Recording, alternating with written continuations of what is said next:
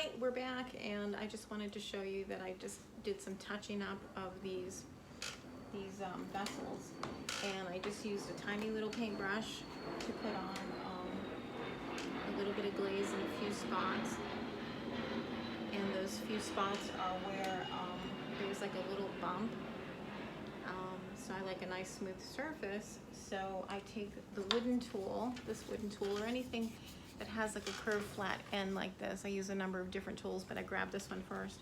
And then I will just burnish over the piece like this if there's a bump, until when I rub my finger over it, it feels nice and soft.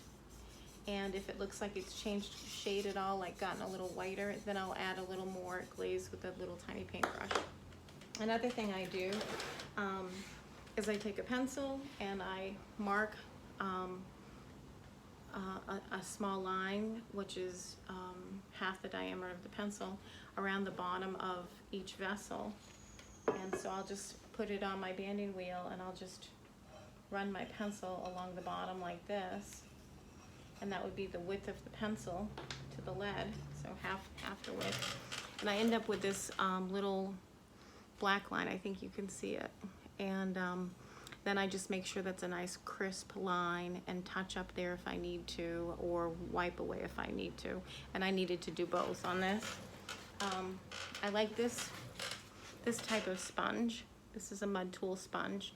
It's good for detail work, and it's really good for getting into the area, the exact area I want to get into, and no more. So it's nice for, you know, precision, trying to be precise, which is what I like to do. And this sponge is great for larger areas, but not really good for the detailed area. And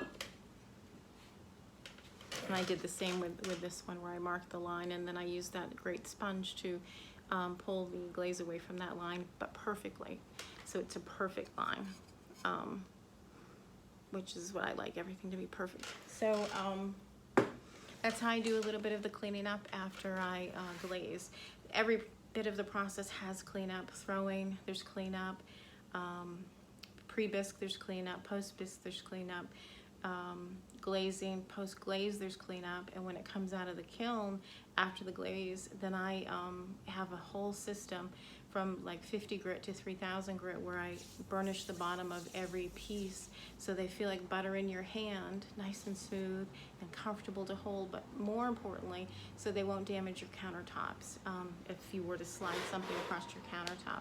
I know with our granite countertops, they're not as durable as I wish they were, and they can get scratches on them. So I just love to make it all soft like butter. So hopefully I can do a demo on that later for you.